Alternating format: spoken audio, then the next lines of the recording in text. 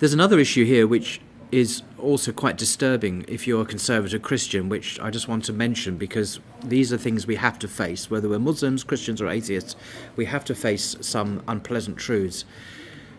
And one of them is that the New Testament almost certainly contains forgeries. Now, a forgery is a document, a literary work that intends to deceive its readership about who the author is. It's intended to deceive. Now, how can this be in the New Testament? Scholars say that there are forgeries, very likely. This is because if you look at, say, Paul's letters, all the letters attributed to Paul, and there are quite a few of them, some seem quite different from others. You have some which scholars consider to be very authentic, like Paul's letters to the Romans and the Corinthians and the Thessalonians and Galatians, and so on. But there are a couple of 3 or 4 other ones that really seem very different from this broad body of letters. And they're called 1 and 2 Timothy, which I've quoted from already, 1 Timothy, and Titus. And if you look at these letters, they have a very different style. The writing style is different. They have a different theology. They teach different things about who Jesus is and how to be saved. And they also have a different church structure. They have bishops and presbyters, and these structures don't exist in the earlier Paul's letters. So scholars have overwhelmingly decided that, in fact, these are what they call pseudepigrapha, Greek term meaning forgeries. Now, this is where it gets more interesting for me, because traditionally, Christian scholars have acknowledged this. Scholars have acknowledged this. They say, okay, these are pseudepigrapha. They're not written by Paul. But that doesn't really matter, because they used to say, Christian scholars used to say, well, you know, in the ancient world, there was a tradition that it was acceptable to write in the name of an honoured apostle.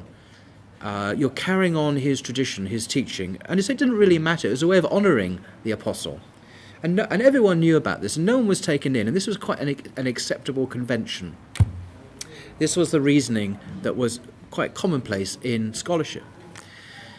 Now, what's happened recently, I say recently in the last several years, is there has been a breakdown of that. And one particular monumental work in the English language is a book by Bart Ehrman, who's a professor of New Testament in South Carolina in the States.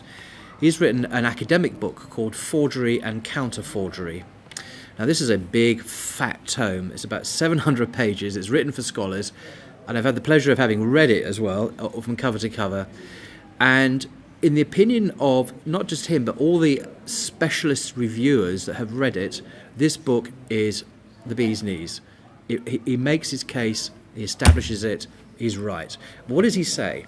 Well, he looks at all these texts, and well, he says many things, but one of the things I want to mention here is he looks at this assumption, and it is an assumption that scholars had, that it was an acceptable convention in the ancient world to forge documents in someone else's name, and that it didn't really matter. So if someone wrote, I'll give you an example, and this is an historical, it actually happened. In the 2nd century, a clergyman was caught writing the 3rd letter of Paul to the Corinthians. Now, we only have 2 Corinthians, 1 and 2 Corinthians in the Bible. And in the 2nd or 3rd century, a priest or a pastor was caught by his bishop actually forging 3 Corinthians, a document that doesn't exist as far as we know. And when he was asked why he did this, why are you right by the bishop, he said his defence was out of love for Paul. That's what he said. He admitted that it was a forgery, that he was forging Paul's letters. He said, I did it out of love for Paul. The bishop was not impressed, to put it mildly. Now, what I want to stress here is that Bart Ehrman has looked at this assumption in the light of every instance of known forgeries being discovered in the early church and in the ancient world, and what people thought about it. Did they go, oh yeah, cool, not a problem? Or did they express outrage, criticism, and great deal of condemnation for this kind of activity? And in fact, it's the latter. In virtually every instance that we know of from the ancient world, when forgeries were detected, they were condemned and they were thrown away. And the very thought that there should be forgeries in the New Testament would be absolutely abhorrent. So in fact, the common scholarly assumption until recently has proven to have had no basis in fact. So when scholars, as they do, mostly say that the first letter of Timothy, for example, is a forgery, the intention here is to deceive the reader. And if the early church had known that this verse, had believed that this letter was a forgery, they would not have included it in the New Testament. There's actually a far more serious example which I've not mentioned, and this is almost universally accepted as a forgery. It has the status as the most suspected book in the New Testament to being a forgery.